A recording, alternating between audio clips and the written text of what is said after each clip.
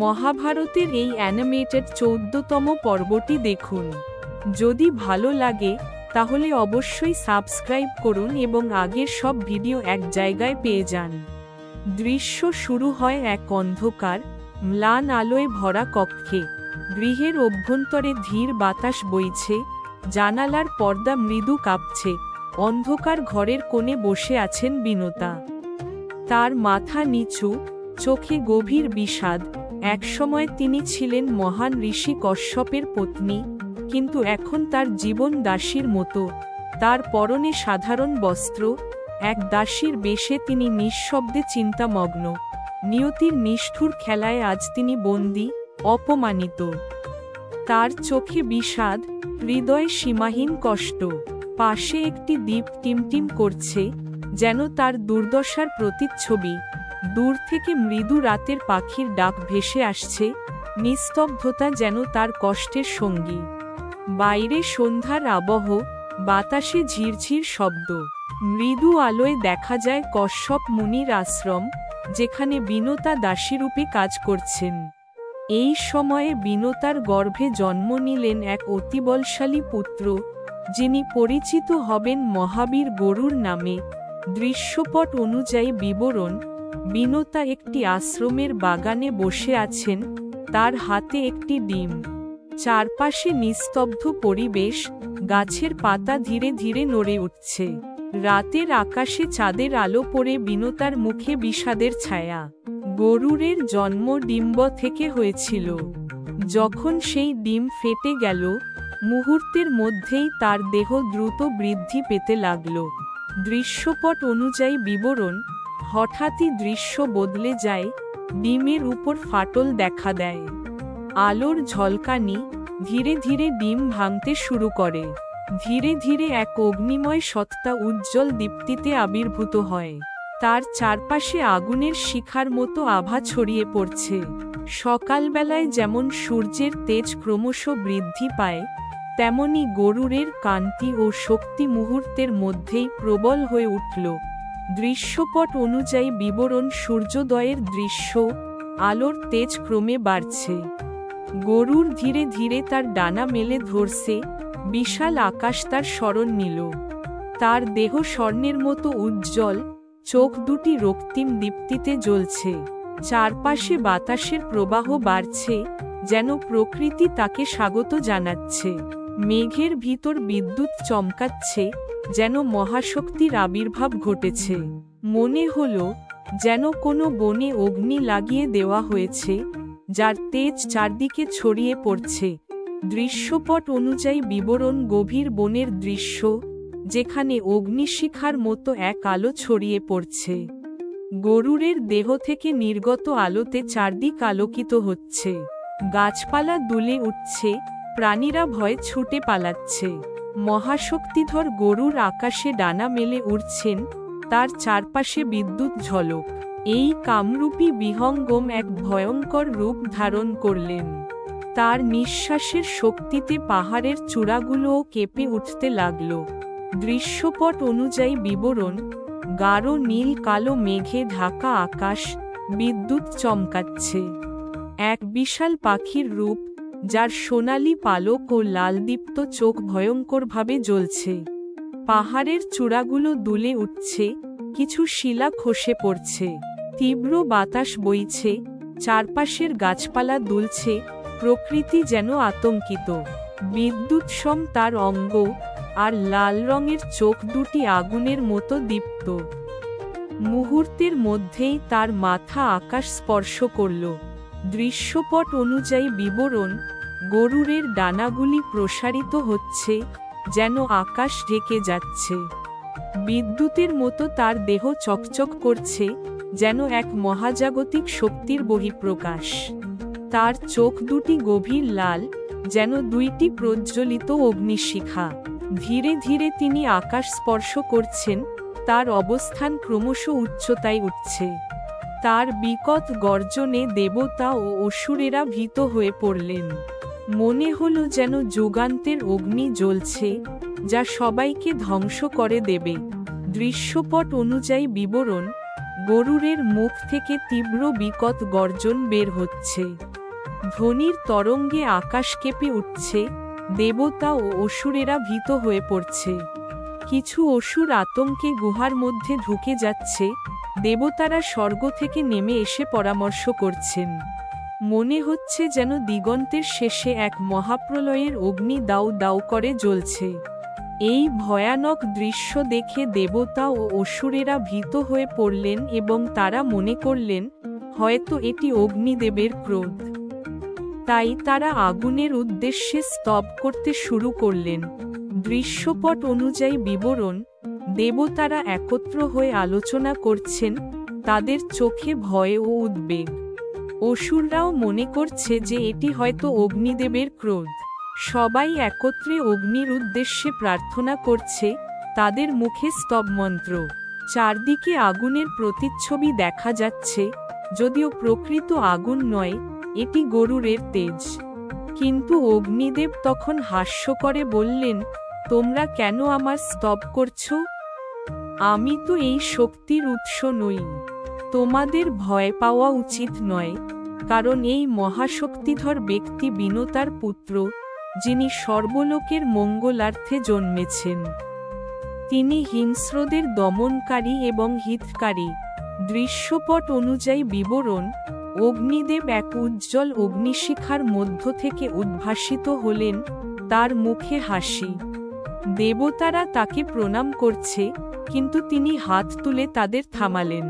গরুর তখনও অগ্নিসদৃশ দীপ্তিতে উজ্জ্বল হয়ে আছেন, তার শ্বাস প্রশ্বাসে বাতাসে প্রবল স্পন্দন সৃষ্টি হচ্ছে।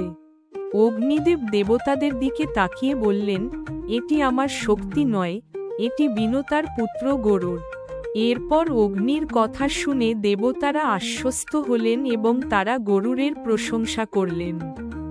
কিন্তু তার তেজ এত প্রবল ছিল যে দেবতারা দৃষ্টিশক্তি হারানোর উপক্রম হচ্ছিলেন এবং তার ভয়ানক গর্জনে তাদের কর্ণদ্বয় বিদীর্ণ হচ্ছিল। দৃশ্যপট অনুযায়ী বিবরণ, দেবতারা একটি আলোকিত আকাশমণ্ডলে দাঁড়িয়ে আছেন, তাদের মুখে আতঙ্কের ছাপ। গরুর মাঝ আকাশে, তার দেহ থেকে প্রবল দীপ্তি নির্গত হচ্ছে, যা দেবতাদের চোখ ধাঁধিয়ে দিচ্ছে। কিছু দেবতা তাদের হাত দিয়ে চোখ ঢাকছেন, কিছু দেবতা কানে হাত দিচ্ছেন বিকট গর্জনের কারণে। অগ্নিদেব তাদের সামনে দাঁড়িয়ে নির্দেশ দিচ্ছেন যে এটি তার নয়, বরং গরুরের শক্তি। দেবতারা অনুরোধ করলেন, হে কশ্যপের পুত্র, আপনি দয়াবান, দয়া করে আপনার প্রখর তেজ সংবরণ করুন এবং আমাদের রক্ষা করুন।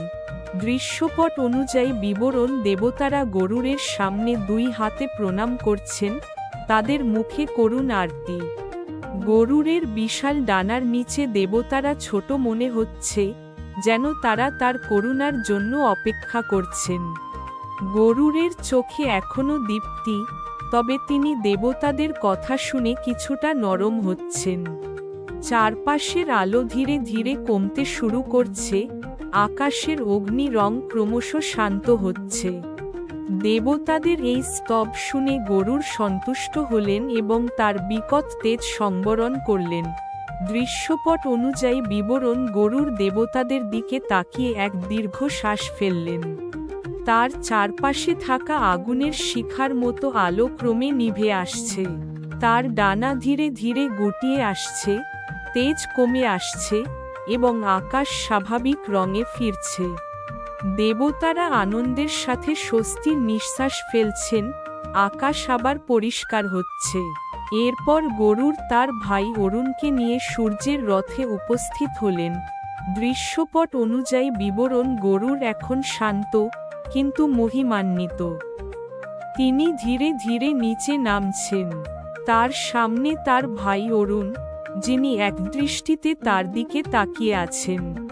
অরুণকে তিনি ডেকে বলছেন এবং দুজন মিলে আকাশপথে সূর্যের দিকে যাত্রা করছেন।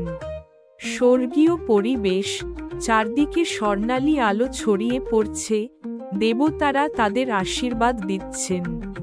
সূর্যের তেজ এত প্রবল ছিল যে তা সমগ্র ত্রিভুবন জ্বালিয়ে দিচ্ছিল। কিন্তু অরুণের অবস্থানের ফলে সেই অতিরিক্ত তেজ নিয়ন্ত্রিত হল। দৃশ্যপট অনুযায়ী বিবরণ সূর্যের রথ বিশাল, তার তেজ এতটাই প্রবল যে চারপাশ ধোঁয়ায় আচ্ছন্ন। গরুর ও অরুণ সেখানে পৌঁছালে চারপাশের আলোতে পরিবর্তন আসছে। গরুর অরুণকে সামনে বসিয়ে দিচ্ছেন, অরুণ ধীরে ধীরে রথের সামনে স্থির হচ্ছেন। মুহূর্তের মধ্যেই সূর্যের অতিরিক্ত তেজ প্রশমিত হচ্ছে, চারপাশে সুষম আলোর বিস্তার ঘটছে। এই ঘটনার ব্যাখ্যা জানতে চাইলে মুনিরা কৌতূহলী হয়ে সৌতী মুনিকে জিজ্ঞাসা করলেন, এই তেজ এত বৃদ্ধি পেল কেন? ত্রিভুবন দগ্ধ হওয়ার উপক্রম হল কেন? তখন সৌতী মুনি বললেন, দৃশ্যপট অনুযায়ী বিবরণ এক শান্ত অরণ্যের দৃশ্য, যেখানে মুনিরা একটি পরিষদে বসে আছেন। তারা গম্ভীরভাবে আলোচনা করছেন, তাদের মুখে কৌতূহলের ছাপ। সৌতী মুনি ধীরে ধীরে উঠে দাঁড়াচ্ছেন, তার মুখে এক গভীর ভাবমূর্তি। বাতাসে পত্রঝরার মৃদু শব্দ, আশ্রমের ধূপের ধোঁয়া উঠছে। যখন দেবনারায়ণ দেবতাদের মধ্যে অমৃত বিতরণ করছিলেন, তখন রাহু গোপনে বসে অমৃত পান করেছিল। দৃশ্যপট অনুযায়ী বিবরণ এক উজ্জ্বল স্বর্গীয় পরিবেশ, যেখানে দেবনারায়ণ একটি রৌপ্য পাত্র থেকে দেবতাদের মাঝে অমৃত বিতরণ করছেন। দেবতারা একে একে অমৃত গ্রহণ করছেন, তাদের মুখে প্রশান্তির অভিব্যক্তি। এক ছায়াময় অবয়ব, রাহু, গোপনে দেবতাদের মাঝখানে বসে অমৃত পান করছেন, তার চোখে ধূর্ততা ও লোভ। আলোর ঝলকানির মাঝে সূর্য দেবতা রাহুকে লক্ষ্য করছেন, তার ভ্রু কুঞ্চিত। সূর্য এই ঘটনা দেখে দেবতা নারায়ণকে জানিয়ে দেন। তখন নারায়ণ তার সুদর্শন চক্র দ্বারা রাহুর মুণ্ড ছেদন করেন। দৃশ্যপট অনুযায়ী বিবরণ সূর্যদেব ক্রুদ্ধ দৃষ্টিতে দেবনারায়ণের দিকে তাকিয়ে রাহুকে দেখিয়ে দিচ্ছেন। নারায়ণ দ্রুত সুদর্শন চক্র হাতে তুলে নিচ্ছেন, যা এক আলোর বলয় হয়ে চকচক করছে। রাহুর মাথার উপর চক্র ছুটে আসছে, সে আতঙ্কিত হয়ে চোখ বড় করে তাকিয়ে আছে। মুহূর্তের মধ্যেই চক্র রাহুর মুণ্ড ছেদন করল, রাহুর কাটা মাথা মহাশূন্যে বিচ্ছিন্ন হয়ে গেল, তার শরীর মাটিতে লুটিয়ে পড়ল। এই ঘটনার কারণে সূর্য এক প্রকার পাপের ভাগী হলেন, এবং ক্রুদ্ধ রাহু প্রতিশোধ নিতে প্রতিনিয়ত সূর্যকে গ্রাস করতে থাকে, যাকে আমরা গ্রহণ বলে জানি। দৃশ্যপট অনুযায়ী বিবরণ রাহুর কাটা মুণ্ড মহাশূন্যে ভাসছে, তার চোখ রাগে জ্বলছে। তার মুখ থেকে প্রতিশোধের উচ্চারণ, আমি সূর্যকে গ্রাস করব, আমি প্রতিশোধ নেব। আকাশে এক অশুভ ছায়া পড়ছে, রাহুর মুণ্ড ঘুরতে ঘুরতে সূর্যের দিকে ছুটে যাচ্ছে। সূর্য হঠাৎ করেই এক গাঢ় অন্ধকারের মধ্যে ঢেকে যাচ্ছে, চারপাশে বিভীষিকার আবহ।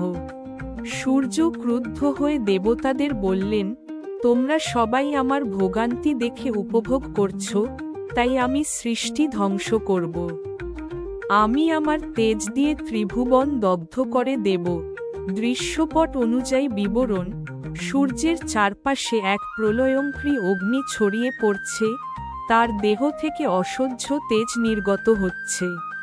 দেবতারা দূরে সরে যাচ্ছেন, তাদের মুখে ভয় ও বিস্ময়ের ছাপ। সূর্যের ক্রোধে আকাশ কাঁপছে, তার মুখে তীব্র বিদ্রূপ ও দুঃখের ছাপ। চারদিকে আগুনের শিখা, বায়ু প্রবাহ দ্রুত হয়ে যাচ্ছে, যেন প্রকৃতিও ভয় পেয়েছে। এই ভাবনায় সূর্য ভয়ানক তেজ ধারণ করলেন, যা সমগ্র সৃষ্টিকে দগ্ধ করে ফেলার উপক্রম করল। দৃশ্যপট অনুযায়ী বিবরণ এক বিশাল সূর্য, যার চারপাশে আগুনের ভয়ঙ্কর শিখা ক্রমে বেড়ে উঠছে।